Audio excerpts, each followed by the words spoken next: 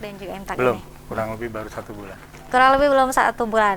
Wah, kita patut ucapkan selamat terlebih dahulu nih Terima kasih. kepada Pak Zainal. Selamat atas telah dilantik ya Pak ya, Iya. menjadi deputi di pengembangan IPTEK dan Iya. juga IMTAK. kasih. Pak Zainal, bisa dijelaskan tidak sih apakah ini bidang IPTEK dan IMTAK ini sebelumnya memang sudah bersatu atau bagaimana ini Pak? IPTEK dan IMTAK ini memang disatukan atau seperti apa? Ya, jadi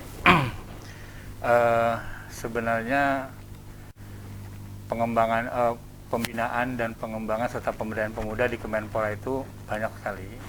Ya, hanya memang karena pembangunan pemuda itu bukan hanya tugas Kemenpora, kementerian dan lembaga yang lain juga memiliki tugas yang sama. Hanya kami sesuai Undang-Undang Kepemudaan, jadi irisannya di usia sampai 16 sampai 30 itu masuk kategori pemuda. Sehingga itu menjadi tugas utama dari Kemenpora untuk melakukan pembinaan, pengembangan dan pemberdayaan anak-anak muda yang usianya 16 sampai 30.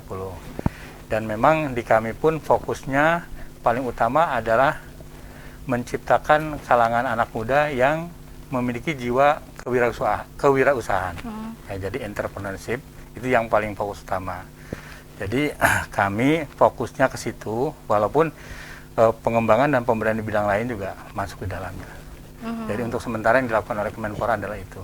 Jadi untuk membentuk pemuda yang berjiwa mandiri, kemudian inovasi dan memiliki daya saing, itu salah satunya fokusnya ada di bidang kewirausahaan, entrepreneurship.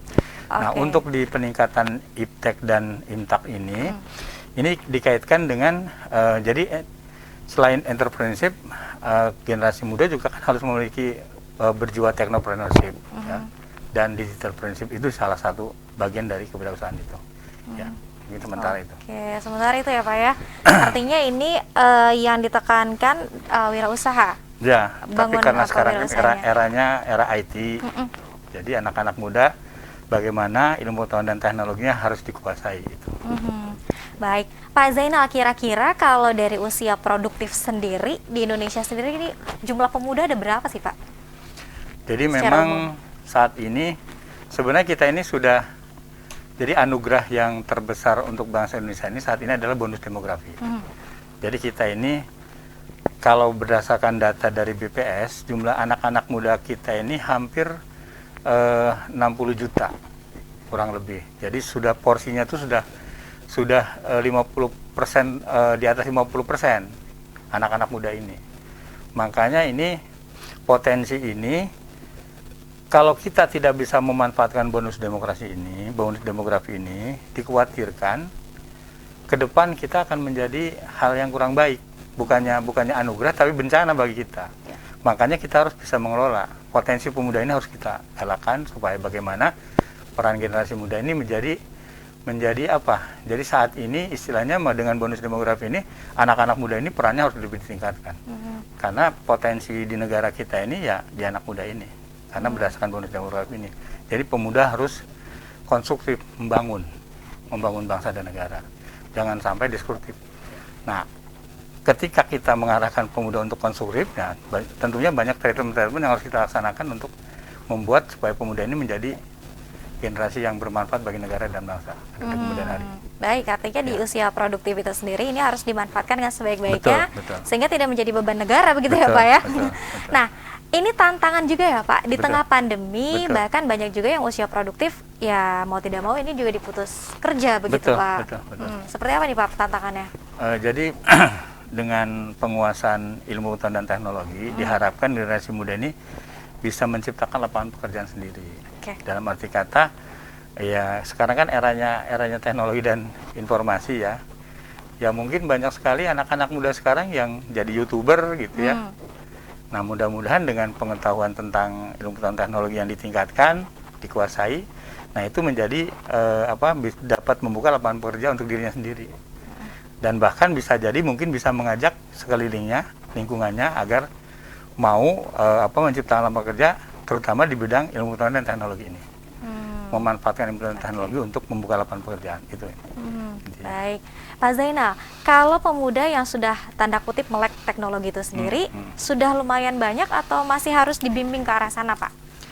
Sebenarnya untuk di kalangan perkotaan ya yang sudah bisa mengakses teknologi ya tentunya sudah bisa memanfaatkan itu. Tapi untuk kalangan tertentu ya dalam tanda kutip ya misalnya di daerah-daerah kan teknologi itu hanya dipakai untuk tertentu saja. Ya. Misalnya punya HP hanya untuk komunikasi. Padahal sebenarnya banyak aplikasi-aplikasi di dalam misalnya di HP ya, itu kan bisa dimanfaatkan untuk berusaha. Ya, misalnya jual beli online kan. Betul. Atau mungkin yang paling mudah itu sekarang ini kan kalau anak muda ini menjadi seorang YouTuber, tentunya dengan banyak kreativitas di bidang membuat video, kemudian di upload ya, di posting gitu, banyak yang subscribe segala macam, tentunya itu kan bisa membuat dia menciptakan lapangan pekerjaan sendiri kan begitu. Salah satunya ya di antaranya. Salah satu ya di antaranya tuh pemanfaatan teknologi itu sendiri betul, betul. Bahkan ini simpel sekali ya Pak ya, hanya menggunakan handphone. Betul. Bisa merekam gambar, ini bisa menghasilkan uang. Betul. Ya intinya seperti itu. Intinya seperti itu. Baik, itu terkait dengan bidang iptek ya Pak ya, di Kemenpora itu sendiri. Artinya apakah kemudian pengembangan wirausaha tadi ini sudah disinggung sih oleh Bapak. Pengembangan wirausaha sendiri ini berbasis teknologi nanti ke depannya. Iya betul. Makanya generasi muda kita harus melek teknologi. Melek tahu informasi yang cepat gitu. Nah, sekarang ini dengan adanya era digital ini, segala sesuatu kan serba cepat. Ya. Kalau mungkin dulu hitungannya jam, kemudian menit, detik, sekarang udah kita ngirim gambar cepat gitu. Kemudian apalagi itu tadi banyak sekali kita menemukan banyak sekali teknologi-teknologi yang bisa dimanfaatkan untuk keuntungan yang positif lah gitu. Baik. Jangan sampai dia dipakai untuk hal yang kurang baik. Betul. Karena efek negatif juga bisa saja terjadi, efek positif juga bisa ya Pak ya. Tergantung penggunanya. Kalau untuk pengembangan imtaknya sendiri Pak, apa nih yang difokuskan? Jadi diharapkan generasi muda itu dengan memahami keimanan dan ketakwaan, nah itu bisa menjadi protek dari hal yang kurang baik. Ya tentunya kami juga di Kemenpora ini bukan menjadi tugas utama kami, karena di masyarakat kan di lingkungan kan banyak sekali peran-peran yang diambil oleh tokoh masyarakat, oleh alim ulama. Jadi kita bersinergi dengan mereka untuk membentuk karakter anak muda yang memiliki keimanan dan ketakwaan yang baik. Tentunya untuk mencegah yang kaitannya dengan radikalisme, itu aja sebenarnya. Yang menjadi tujuan utama kami. Karena memang untuk ancamannya sendiri ini radikalisme masih kuat Pak. Ya, bukan hanya itu ya, bahaya narkoba juga, kemudian masih banyak lagi lah. Tentunya hal-hal yang membuat generasi muda itu memiliki karakter destruktif. Jadi kita hanya mengantisipasi bagaimana memberikan pembinaan kepada generasi muda agar mencegah hal-hal yang negatif. Saja.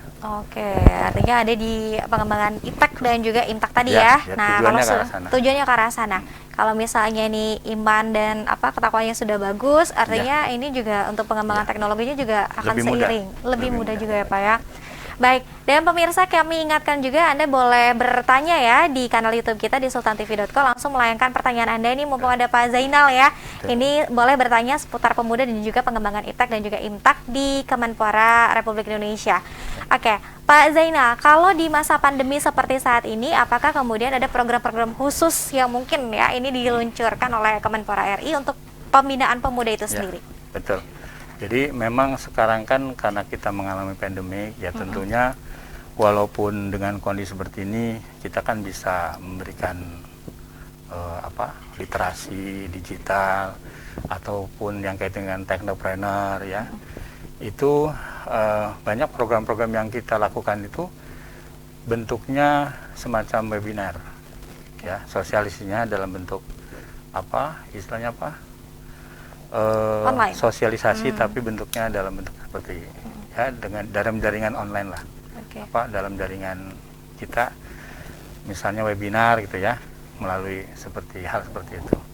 Tetap kita lakukan. Tetap dilakukan. Karena mungkin sebelum pandemi ini dilakukannya tidak dalam bentuk webinar ya Pak ya? Iya, seminar betul. tetap muka. Iya, kita melakukan pilot project beberapa kegiatan yang kita lakukan langsung ketemu dengan pemerintah daerah, ketemu dengan masyarakat, terutama kalangan anak-anak muda. Tapi dengan masa pandemik ini, program-program kita diantaranya memberikan bantuan, misalnya kepada komunitas pemuda, organisasi kepemudaan itu dalam bentuk alat perlindungan diri ya, masker, kemudian sanitizer segala macam itu kami berikan, terutama untuk kelompok-kelompok pemuda, organisasi pemuda, komunitas pemuda itu. Selain bentuk sosialisasi untuk peningkatan kapasitas, kapabilitas anak-anak muda melalui webinar. Melalui webinar di seluruh Indonesia, pemuda seluruh Indonesia. Baik, Pak Zainal, ini menarik sekali. Tadi kalau jumlah pemuda kita juga ini sudah di atas 50% begitu di Indonesia, sudah mulai masuk ke bonus demografi begitu ya Pak di Indonesia. Kalau untuk organisasi pemuda itu sendiri Pak, secara umum banyak sekali berarti ya Pak? Banyak. Ada pembinaan juga ke arah sana untuk organisasi pemuda? Ada forum komunisasi kewirausahaan pemuda, kemudian kalau secara umum organisasi kepemudaan itu adalah organisasi yang menaungi anak-anak muda ya. Ada yang kalau dulu tuh kita mengenal KNPI ya, kemudian organisasi kemahasiswaan juga ada PMI, ada HMI gitu, itu masuk organisasi kepemudaan. Jadi organisasi kepemudaan itu ada organisasi pemudaan pelajar ya, ada mahasiswa, ada organisasi kepemudaan secara umum. Gitu, ya. Dan seluruhnya berada dalam pantauan Kemenpora Republik Indonesia juga? Betul, itu menjadi kewajiban kami untuk melakukan pembinaan, pengembangan, dan pemberdayaan. Oke. Ada tidak sih Pak kemudian mungkin organisasi pemuda yang kemudian dinilai dalam tanda kutip sesat begitu, pernah ditemukan Pak di Indonesia?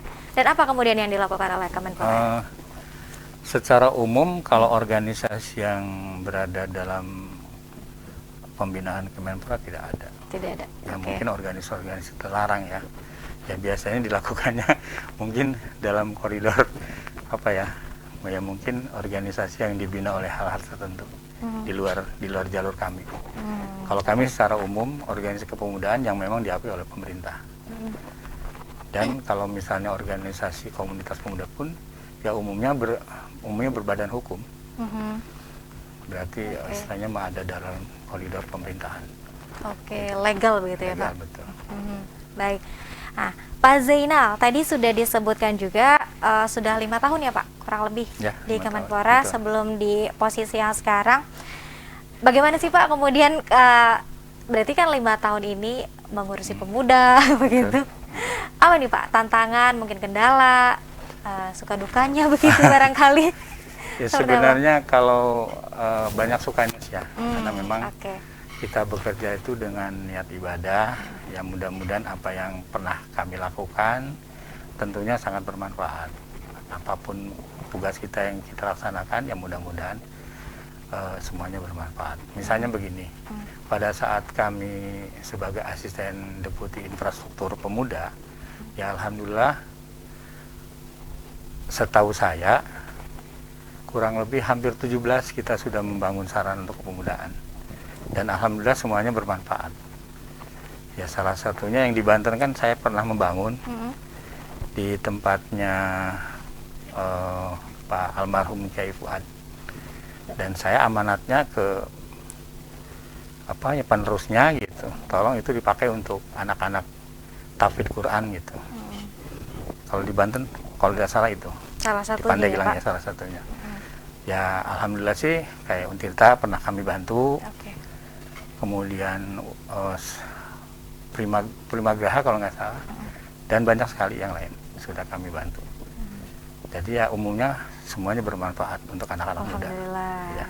Ini berarti lebih banyak sukanya. Betul. Jiwa Bapak juga ini jiwa pemuda terus ya Pak? Ya mudah-mudahan. Karena mengurusi pemuda. Walaupun misalnya udah lewat. Sudah tidak masuk dalam kategori pemuda. Kalau pemuda menurut WHO batasnya 56. Tapi menurut Undang-Undang Kepemudaan sampai 30 tahun. Sampai 30 tahun. Bapak ikut yang mana nih Pak? WHO apa undang-undang? Ya kita hanya membina saja lah. Hanya membina saja. Tapi yang pasti tadi ya sukanya lebih banyak karena banyak mungkin sukanya, memberikan manfaat-manfaat begitu kepada para pemuda karena yang di kita Indonesia. Kerjakan ini banyak sekali manfaatnya. Pak Zainal, nanti kita akan lanjutkan lagi obrolan kita, namun kita harus rehat terlebih dahulu Pak sambil menikmati tehnya. Nanti kita akan kembali ya pemirsa ya usai jeda berikut, tetap bersama kami dalam Bincang Hari Ini.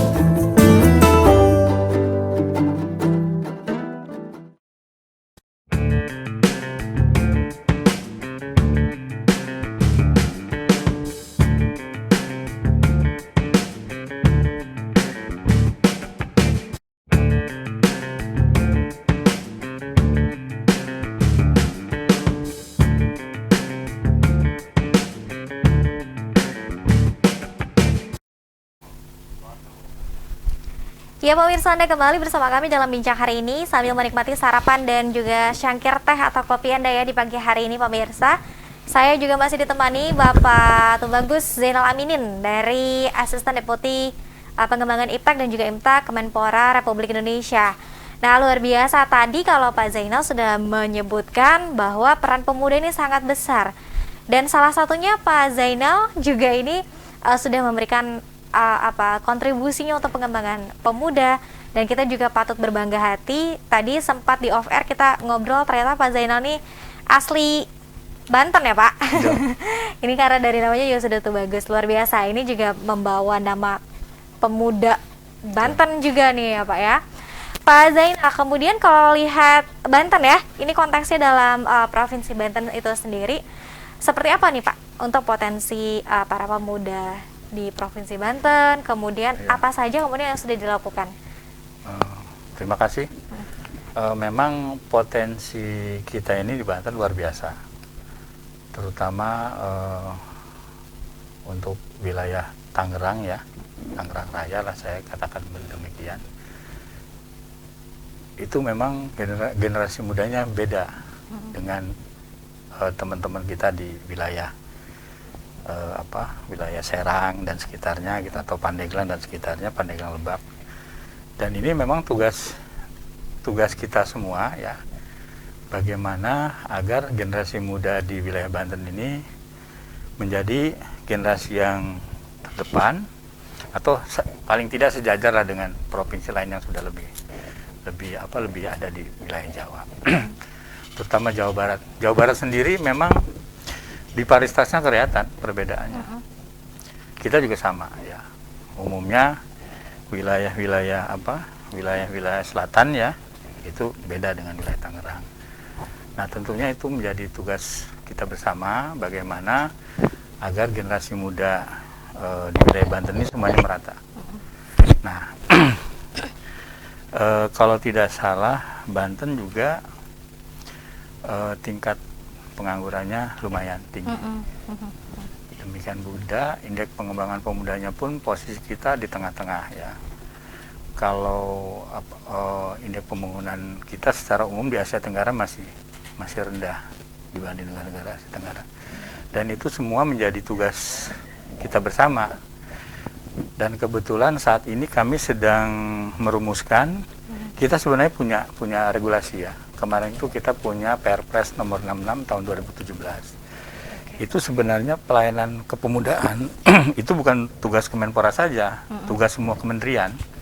Apakah kalau tidak salah awalnya ada keterlibatan sekitar 13 kementerian. Sekarang sudah kita revisi Perpres nomor 66 2017 ini, kita melibatkan kurang lebih hampir 30 lembaga ya, kementerian lembaga yang bekerja nantinya bersama-sama lintas sektoral untuk bagaimana kepemudaan ini lebih ditingkatkan pelayanannya. Jadi karena memang walaupun di Kemenpora ini anggaran pemuda ada, tapi umumnya tersebar di kementerian-kementerian. Di semua kementerian itu ada anggarannya. Hanya kalau di kementerian itu secara umum. Jadi artinya tidak difokuskan ke usia 16 sampai 30. Tapi usia 16-30 ada di antaranya yang dibina oleh kementerian-kementerian lain. Misalnya pemuda nelayan itu pasti di Kementerian Perikanan juga ada ya. Kemudian banyak sekali lah yang kaitannya, memang itu sebenarnya tugas pengembangan peningkatan kepemudaan menjadi tugas. Nah, tentunya ke depan kita harap Kemenpora ini menjadi leading sektor untuk membangun kepemudaan semua di seluruh Indonesia. Nah, untuk khusus Banten memang kita harus memberikan perlakuan tersendiri karena kita termasuk salah satu provinsi yang pemudanya tertinggal ya, dalam arti kata seperti itu ya, karena penganggurannya banyak, kemudian disparitas wilayah, dan tentunya ini menjadi yang paling utama adalah tugas pemerintah daerah, baik kabupaten kota maupun provinsi. Jadi bukan hanya tugas pemerintah pusat, karena yang punya masyarakat kan kabupaten kota. Kemudian kebijakan juga ada di gubernur, karena gubernur kan selaku ibaratnya mengkoordinator dari kabupaten kota, dan tentunya perannya harus lebih ditingkatkan. Kalau memang masyarakatnya dipandang pengangguran masih banyak, kemudian pemudanya banyak tertinggal, dalam arti kata dalam semua bidang ya. Nah itu sudah menjadi tugas gubernur dan bupati atau wali kota. Kami pemerintah pusat hanya menyiapkan regulasi. Makanya kita sedang merumuskan rencana aksi nasional. Nantinya akan dijabarkan oleh pemerintah kabupaten kota dan provinsi dalam bentuk rencana aksi daerah. Rencana itu. Dan jadi sekarang ini kita sedang menyiapkan regulasi agar pembinaan kepemudaan itu selaras, harmonis dari pusat ke daerah. Nah, seperti itu. Baik, artinya ada sinergitas dan juga percepatan pembangunan pemuda ya di daerah, di Provinsi Banten. Kalau dalam konteks Provinsi Banten, jadi istilahnya begini, kalau memang kita punya masalah pengangguran banyak, kemudian pembinaan pemuda, itu tidak harus diratapi. Yang paling penting kita harus bekerja, bagaimana caranya itu kita tangani dengan baik, supaya ke depan itu mengalami perubahan, itu saja sebenarnya. Baik. Tapi kalau dilihat dari posisi Pak, Provinsi Banten ini kan salah satu daerah yang menunjang ibu kota, Jakarta, begitu, sangat dekat. Tapi kenapa kemudian disparitasnya atau perbedaannya ini sangat jauh tertinggal dengan DKI Jakarta, Pak? Ya apa yang mungkin begini, ya itu kan kita kembali ke kebijakan dari pimpinan daerah. Baik. Kalau memang memandang bahwa pemuda itu merupakan aset yang berharga, ya tentunya kita harus lebih banyak program-program diberikan pada kalangan generasi muda, itu saja. Tentunya kalau kita menciptakan banyak program-program itu terkait dengan anggaran. Nah tentunya ya kembali ke kebijakan pimpinan. Kalau merasa itu perlu, ya berarti program kegiatan yang terkait dengan kepemudaan harus diperbanyak. Ya tentunya berimbas pada anggaran. Ya, harus disediakan anggaran yang signifikan supaya program itu bisa berjalan dengan baik. Tentunya seperti itu. Tapi kalau melihat potensinya sendiri Pak, potensi untuk di Provinsi Banten para pemuda-pemudinya seperti apa? Sangat luar biasa. Sangat luar biasa. Ya. Intinya begini, kita ini kan banyak sekali. Jadi gini, tugas pemerintah berat. Nah tentunya, tapi pemerintah juga punya kebijakan untuk melibatkan peran-peran lembaga lain, ya, misalnya di luar pemerintah, untuk bersama-sama melakukan pembinaan kepada generasi muda. Misalnya program-program CSR boleh kan diarahkan untuk pembinaan generasi muda. Jadi seperti itu sebenarnya. Ya, jadi bisa saja kalau misalnya anggaran pemerintah kurang mendukung, ya kita minta keterlibatan dari swasta.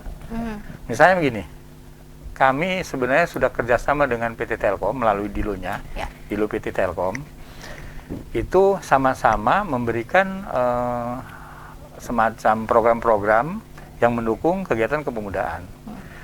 Dan supaya kegiatan pemudaan ini bisa sesuai harapan dari generasi muda, tentunya kan peran dukungan dari semua lembaga kan sangat diharapkan. Betul. Nah misalnya itu salah satu ya. Kemudian ada lagi rumah kreatif BUMN. Itu juga bisa. Tentunya di sini kan banyak BUMN.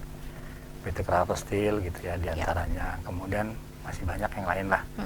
Nah itu tinggal bagaimana peran pemerintah untuk melibatkan mereka dalam hal untuk penyiapan generasi muda ke masa yang akan datang, sehingga menjadi pemuda yang konstruktif, itu aja. Pak Zainal, kalau tadi sudah sempat disinggung juga oleh Bapak bahwa sedang disiapkan regulasi dan juga rencana aksi begitu ya Pak ya, secara nasional dan juga daerah. Apakah kemudian artinya dari pemerintah pusat ini untuk pemuda sendiri sudah menjadi salah satu prioritas utama tidak sih Pak untuk dibangkitkan dan juga dibangunkan gitu? Sudah. Ke depan kita berharap pemberdayaan pemuda tentunya akan menjadi lebih baik ya. Pemberdayaan dan pengembangan pemuda menjadi lebih baik. Ya tentunya semua baik pusat maupun daerah harus lebih baik dalam memberikan pelayanan kepemudaan.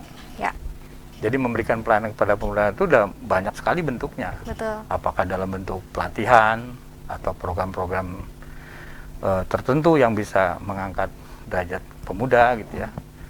Ya tentunya kami hanya memberikan sifatnya regulasi ya dari pemerintah pusat, dan memberikan regulasi agar pemerintah daerah baik kabupaten kota maupun provinsi nanti seirama. Jadi menyelaraskan semuanya dengan pemerintah pusat. Diharapkan ke depan demikian ya. Dan tentunya kita berharap bahwa peran kabupaten, kota, dan provinsi itu untuk menjadi lebih meningkat, karena memang masyarakat kan yang punya kabupaten kota. Betul. Pemerintah pusat kan tidak punya masyarakat. Betul. Itu. Warganya milik bupati dan wali kota ya Pak? Betul, provinsi juga nggak punya masyarakat. Yang punya tuh kabupaten kota. Tentunya tugas yang paling utama dari bupati dan wali kota inilah melakukan bagaimana masyarakatnya untuk menjadi lebih baik. Nah tentunya yang menjadi titik lemah kan begini, kabupaten kota kan ada yang anggarannya besar, ada yang anggarannya kurang. Nah kita bagaimana mencari solusinya agar tentunya daerah-daerah yang perlu kita bantu ya kita bantu gitu. Jadi ya mungkin kalau dalam perspektif saya pribadi, jadi pilot project itu baik dari pusat maupun dari provinsi harus banyak diberikan kepada daerah-daerah yang memang secara anggaran kurang bisa mendukung pelayanan kepemudaan gitu. Oke. Kalau untuk yang daerah-daerah yang memang kaya raya, APBD-nya kuat, nah itu ya silakan membuat program-program yang bagus tentunya. Seperti itu. Baik, artinya tidak hanya menyediakan regulasi, tapi juga ada bantuan penganggaran juga ya Pak ya? Di antaranya ada. Di antaranya ada, ya, oke. Dalam bentuk pilot project. Ke depan kita dalam bentuknya pilot project. Jadi kegiatan-kegiatan yang pilot project itu nanti diarahkannya untuk daerah-daerah yang memang secara anggaran, secara kemampuan gitu. Belum mumpuni lah gitu. Oke. Sehingga kita bisa dilaksanakan di situ pilot project. Sudah ada pemetaan belum Pak untuk daerah-daerah kira-kira mana saja yang akan dilakukan pilot project-nya? Kebetulan kami jadi saat ini memang Kemenpora ini sudah melakukan koordinasi ya. Sudah melakukan kalau kemarin kan kita belum secara penuh melibatkan Kementerian Dalam Negeri. Kemudian karena memang daerah ini kan koordinasinya dengan Kemendagri. Ya tentunya kita juga melibatkan peran Kemendagri untuk lebih optimal gitu. Makanya untuk tahun-tahun ke depan insya Allah peranan Kemendagri akan lebih dominan. Akan lebih dominan ya, karena rencana aksinya juga sedang disusun gitu ya Pak? Betul. Baik, nah kalau di tahun 2021 ini Pak, apakah ada program khusus barangkali yang diluncurkan oleh Kemenpora RI ini? Terkait pengembangan IPTEK dan juga IMTAK ya begitu Pak? Ada ya Pak? Memang kita karena memang anggarannya terbatas ya, mungkin tidak merata ke seluruh nasional. Tapi mudah-mudahan pilot project misalnya kalau saya berharap tentunya Banten yang akan menjadi pilot projectnya gitu ya. Amin. Tapi semuanya kan tergantung sama pimpinan. Nah dengan harapan pilot project ini nanti akan menjadi percontohan sehingga kabupaten kota atau daerah-daerah lain yang sudah mumpuni ya melaksanakan apa yang sudah kami contohkan kan seperti itu. Oke. Ya. Artinya kalau yang mungkin secara kemampuan masih kurang begitu ini ada stimulus dari Kemenpora Republik Indonesia. Ya diharapkan seperti itu. Makanya insya Allah tidak akan waktu yang lama mungkin kita akan melakukan koordinasi dengan Kemendagri. Kalau tidak salah sudah ada pemetaannya bahwa sekitar 18 daerah yang akan menjadi prioritas. Akan menjadi prioritas. 18 daerah. Banten termasuk? Mudah-mudahan. Ya. Oke. Itu mulai di tahun ini Pak? 2021? Betul, tahun ini. Ini sejalan dengan kita melakukan revisi Perpres nomor 66 tahun 2017. Ini sedang kita revisi. Jadi kita sudah melibatkan semua kementerian, lembaga untuk mempersiapkan generasi muda ke depan. Kita melibatkan keterlibatan BNPT, BNN, ya, semua kita libatkan semua kementerian lembaga, semuanya menjadi satu untuk supaya memberikan pelayanan kepada kemudaan menjadi lebih baik. Dan tidak hanya tugas Kemenpora tadi balik lagi ya Pak, karena ini kan jumlahnya juga banyak. Melihat Indonesia juga sangat luas begitu ya Pak ya. Betul. Baik, ada tidak sih Pak kemudian daerah yang mungkin barangkali belum terbidik begitu oleh Kemenpora RI? Ada tidak kira-kira? Ya pastinya dengan keterbatasan anggaran yang kita miliki, ya tentunya itu pasti ada. Pasti ada. Ya salah satu contoh ya daerah Banten juga kan tidak belum signifikan mendapatkan Oke. hal yang seperti disebutkan tadi. Oke, mudah-mudahan di tahun 2021 ini akan lebih betul. meningkat begitu ya Pak ya. Oke, kalau dari pengembangan IMTAK balik lagi Pak, IPTEK dan juga IMTAK. IMTAK sendiri ini apakah kemudian nanti Kemenpora Republik Indonesia bersinergi barangkali dengan tadi ya Pak, para alim ulama, mungkin tokoh masyarakat dan lain sebagainya, apa ya, dari segi peningkatan iman dan takwanya gitu loh. Jadi ini sebentar, belum dimatikan ini.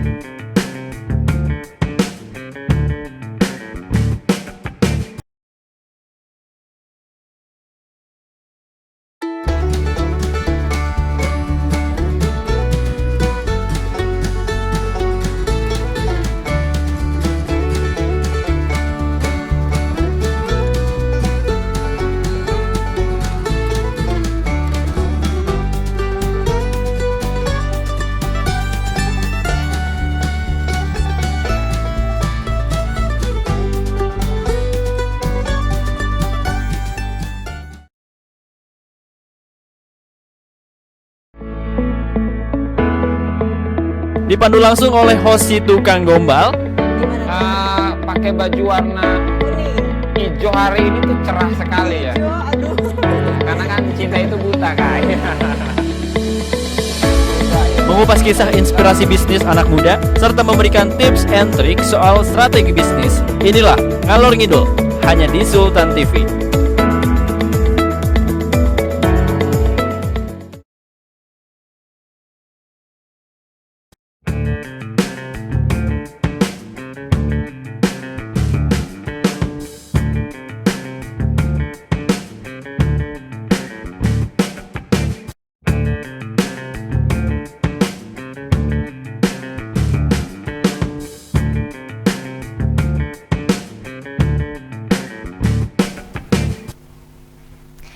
Ya, baik pemirsa, Anda masih bersama kami tentunya dalam bincang hari ini masih ditemani Pak Zainal Amidin dari Asisten Deputi Pengembangan IPTEK dan juga IMTAK Kemenpora Republik Indonesia. Luar biasa ya. Nah, kalau kita intip sedikit ini di kanal YouTube kita sudah banyak sekali pertanyaan yang dilayangkan oleh para pemirsa Sultan TV, nanti akan langsung dijawab oleh Pak Zainal begitu ya. Sampai jam 10 pagi Anda yang ingin langsung bertanya bisa langsung bertanya kembali ya di kanal YouTube kita di sultantv.co. Dan kami ingatkan juga jangan lupa untuk follow Instagram dan juga Facebook kami di sultantv.co untuk memantau terus nih berita-berita aktual yang ada di nasional dan juga di Provinsi Banten. Ya, Pak Zainal, saya mau kembali ke Pak Zainal. Tadi IPTEK sudah tadi dibahas sedikit, kemudian ini terkait dengan pengembangan IMTAK sendiri nih Pak. Ya. Apa kemudian yang dilakukan, langkah-langkah strategis yang dilakukan oleh Kemenpora Republik Indonesia, mungkin dalam bentuk kerjasama begitu, seperti apa Pak? Sebenarnya begini Mbak, setahu saya memang Kemenpora melakukan MOU dengan berbagai macam organisasi. Dan kebetulan beberapa rekan kami di Kemenpora, pejabat di tempat kami gitu ya, misalnya Pak Deputi Pengembangan Pemuda itu kebetulan beliau juga pengurus Majelis Ulama. Jadi ada beberapa di antara kami yang menjadi terlibat di organisasi yang berkaitan dengan peningkatan iman dan takwa. Jadi secara umum kami tidak terlalu khawatir dalam hal pembinaan ya keimanan dan ketakwaan. Insya Allah di tempat kami semua kebetulan pejabatnya terlibat dalam organisasi keagamaan. Ya. Artinya langsung terpantau begitu ya Pak ya? Betul. Dan banyak sekali MOU kerjasama yang dilakukan Kemenpora dengan berbagai macam organisasi yang terkait dengan pembinaan iman dan takwa. Pembinaan iman dan takwa. Betul. Baik, Pak Zainal, kita akan ke pertanyaan-pertanyaan ya yang sudah dilayangkan oleh pemirsa Sultan TV melalui kanal YouTube kita. Oke, pertanyaan pertama ini dari X Campot ya. Ada binaan untuk atlet tidak Pak? Katanya biar tidak hanya capek tapi ada hasilnya gitu. Ada tidak Pak? Jadi memang secara kebetulan saya kan di bidang pemuda. mungkin lebih rincinya nanti yang menjawab di bidang keolahragaan.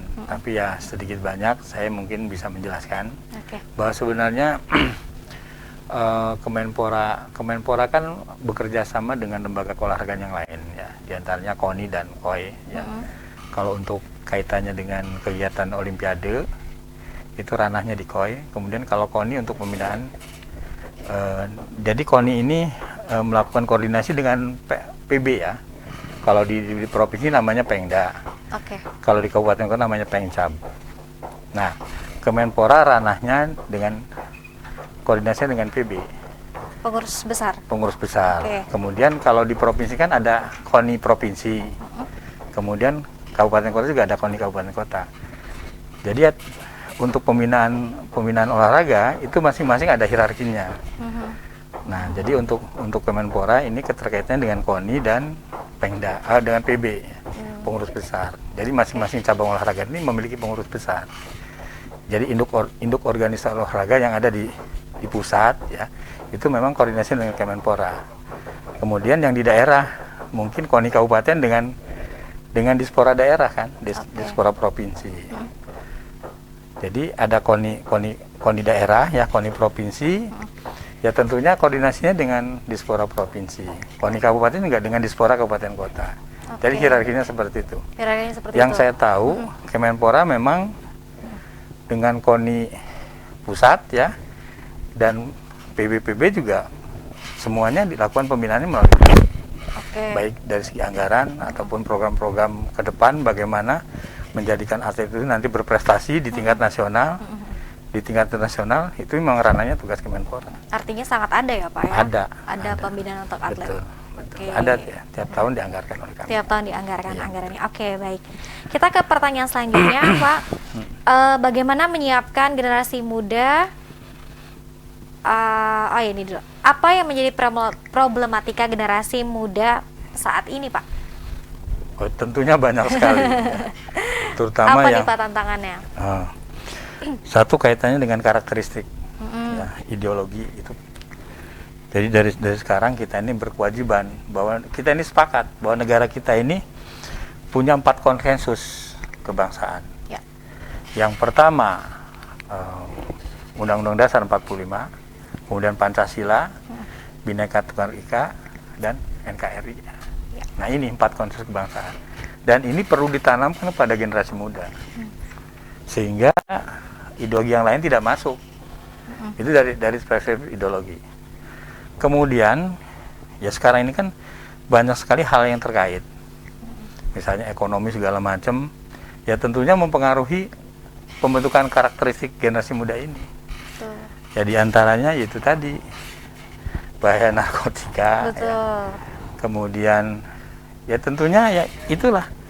Kalau 4 konsensus kebangsaan ini ditanamkan pada generasi muda, kemudian pembentukan karakter, insya Allah ke depan kita memiliki generasi muda yang kuat. Kalau kita melihat bahaya-bahaya banyak, narkotika, kemudian radikalisme. Era teknologi juga termasuk ya Pak untuk menjadi bahaya. Kan sekarang ini kita kan menghadapi kayak macam hoax ya.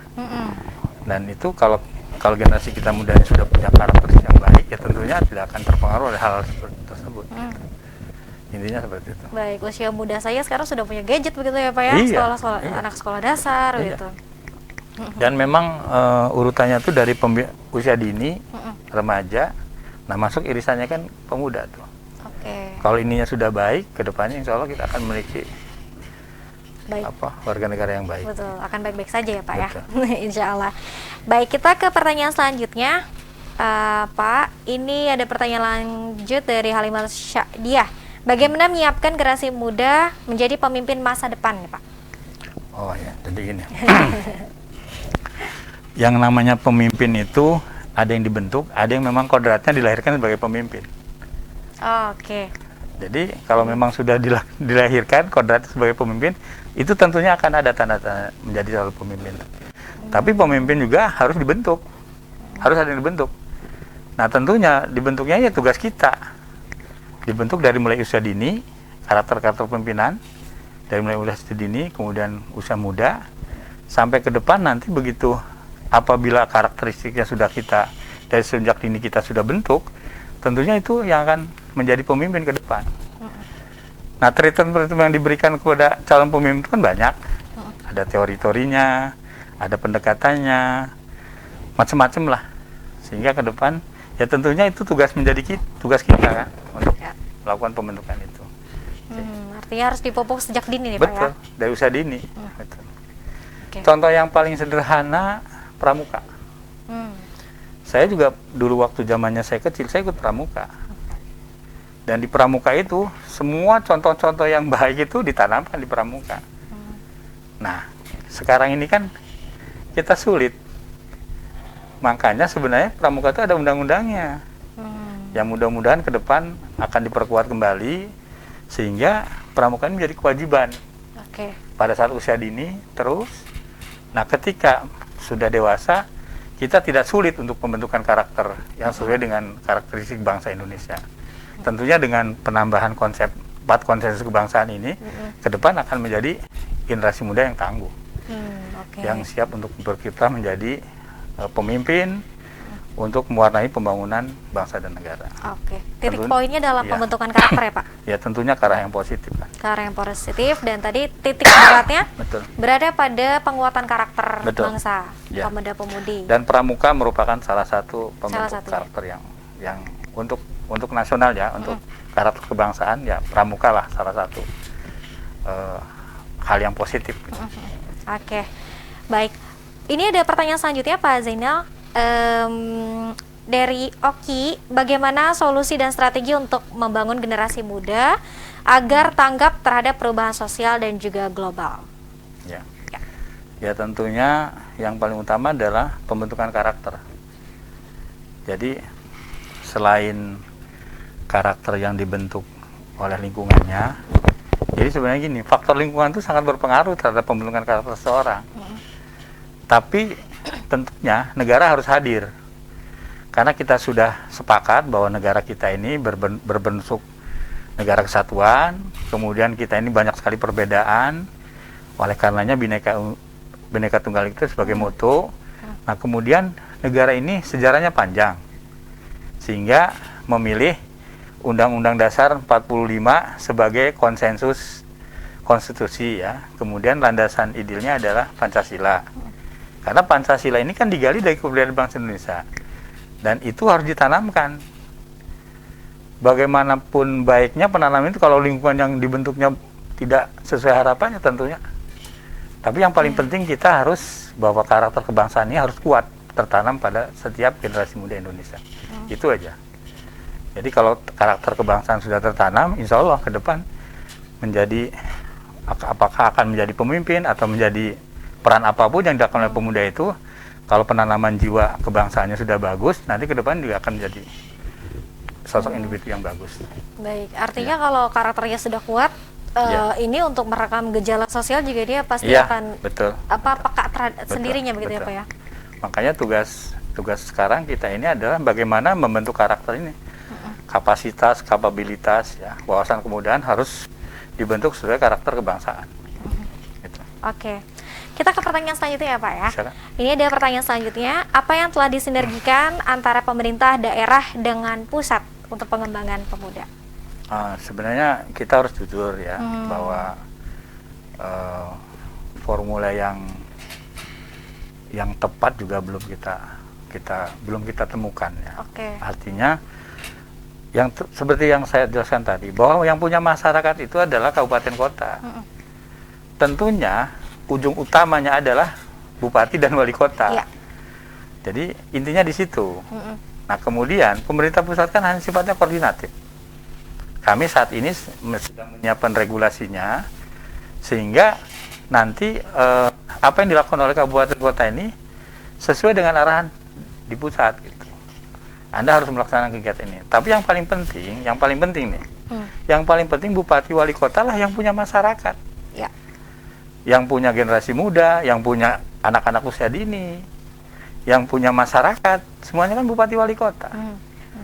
Nah, kalau bupati wali kotanya kurang punya anggaran yang cukup, ya tentunya kan harus bilang sama bupati, sama gubernur, Pak Gubernur, kami ini pekerjaannya banyak, tapi anggarannya kurang, mohon bantuannya kan begitu. Oke. Demikian pula yang dari ini juga kan lapor kan sama pusat kan.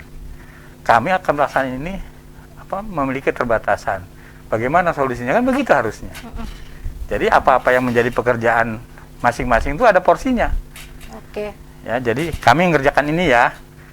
Nah, yang sering terjadi kan ini dikerjakan oleh pusat, dikerjakan oleh provinsi, dikerjakan lagi oleh kabupaten kota. Sehingga tidak tepat sasaran. Yang betul tuh pasal itu masing-masing ada tugasnya. Ini loh pasalnya pemerintah pusat, ini pasalnya daerah, ini pasalnya kabupaten kota. Jadi istilahnya pekerjaan ini dibagi, jadi terbagi gitu. Oke. Ya sekarang contoh, suatu pekerjaan dikerjakan oleh pusat, dikerjakan oleh provinsi, dikerjakan oleh kabupaten kota. Akhirnya kan numpuk. Sementara ini tidak tergarap, kan gitu. Jadi contoh sederhananya begini, dilaksanakan oleh pusat. Pesertanya itu anggarannya segitu dan sifatnya terulang.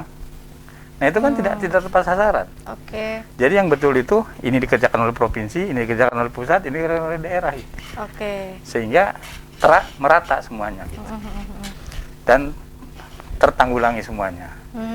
Jadi tercapai tujuannya. Gitu. Selama ini belum ya Pak ya, berarti ya masih ada hal-hal yang menumpuk dan lain sebagainya mungkin harus direvisikan. Makanya kita sekarang ini kan menyelaraskan, mensinergikan, mengharmonisasikan gitu sehingga apa yang menjadi tugas-tugas masing-masing itu tahu tempatnya di mana, tahu semua gitu.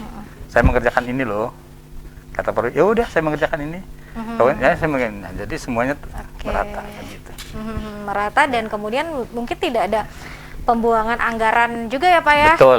Kalau misalkan menumpuk kemudian anggarannya dilakukan untuk hal yang serupa juga kan ini tidak manfaat begitu. Betul. Ya. Makanya nanti dan pekerjaan itu nanti dikeroyok. Oke. Misalnya dalam hal intek, kementerian apa saja yang terlibat. Nanti Kemenpora memberikan rambu-rambunya. Oh berarti ini usaha kreatif, ini Kementerian Berkraf terlibat. Ya kemudian perdagangan, perindustrian terlibat. Gitu. Nah, tugas nanti, misalnya tugas provinsi menyediakan pesertanya.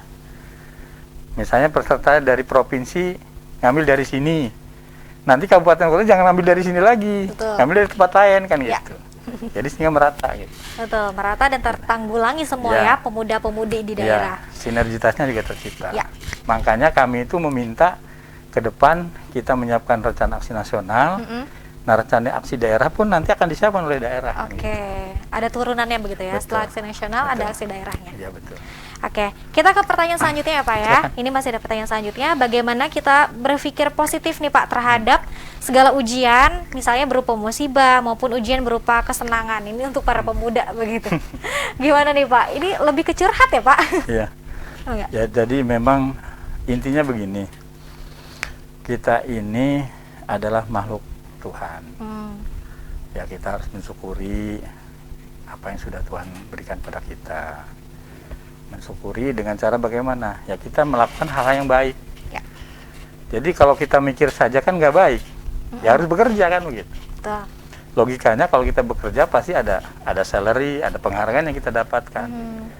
Jadi kita tidak cukup hanya merenung.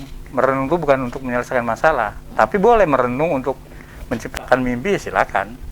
Nah tentunya harus diimplementasikan dengan bekerja sebaik-baiknya itu. Betul. Jadi sikap positif itu punya cita-cita diimplementasikan dalam bentuk pekerjaan, berusaha, gitu. Kalau misalnya belum dapat hasil yang baik, ya berusaha lagi dengan ikhtiar kan. Jadi kan ada pepatah Arab mengatakan manjada wajada. Siapa yang bersungguh-sungguh nanti akan dapat hasilnya kan begitu. Amin. Oke, ini untuk para pemuda nih, jangan kebanyakan merenung dan melamun ya Pak ya. Betul. Langsung aksinya, langsung bekerja. Betul. Selalu diimplementasikan dengan bekerja. Oke, baik, terima kasih banyak Pak Zainal Aminin yang sudah sempat menyempatkan begitu ya Pak ya di tengah kesibukannya di Kemenpora Republik Indonesia. Ini sebelum mungkin kita berpisah dengan pemirsa Sultan TV, mungkin barangkali ada yang ingin Bapak sampaikan nih kepada para pemuda dan juga pemudi pemirsa Sultan TV yang sedang menyaksikan tayangan kita, silakan Pak. Ya tentunya kita berharap generasi muda kita ke depan harus banyak belajar ya, menambah pengetahuan, kemudian diimplementasikan dalam bentuk bekerja, berusaha. Ya mudah-mudahan nanti juga Allah akan memberikan hal yang positif pada kita, yang terbaik buat kita. Mungkin itu saja. Amin. Kalau untuk pesan pemuda-pemudi Pak, ada? Ya intinya harus banyak belajar. Harus banyak belajar dan berusaha, itu saja. Banyak belajar dan juga banyak berusaha. Oke, terima kasih sekali lagi Pak Dan Zainal. yang paling penting anak muda harus inovatif, harus Oke, kreatif. harus kreatif. Betul. Mencari informasi ini sekarang sudah Iya. mudah ya Pak ya. Betul. Oke, Yang paling penting itu. oke. Baik, terima kasih sekali Ya, lagi Pak sama-sama. Zainal yang Makasih, sudah memberikan informasi dan juga memberikan informasi ya terkait dengan pengembangan pemuda-pemudi dalam IPEK dan juga IMTA Kemenpora Republik Indonesia, dan mudah-mudahan ini bisa bermanfaat, Makasih. menjadi informasi menarik juga untuk pemirsa Sultan TV yang ada di rumah yang sedang menyaksikan tayangan kita. Dan pemirsa jangan lupa nih untuk kembali lagi kita di setiap paginya ya dalam bincang hari ini, tentunya di tema-tema lainnya kita akan kembali lagi esok hari pemirsa di jam yang sama, di program yang sama juga di bincang hari ini. Terima kasih atas kebersamaan Anda dan mohon maaf apabila ada kesalahan. Kita akan pamit ya pemirsa ya. Kita besok akan kembali lagi. Sampai jumpa. Wassalamualaikum warahmatullahi wabarakatuh. Waalaikumsalam warahmatullahi wabarakatuh. Terima kasih Pak. Ya.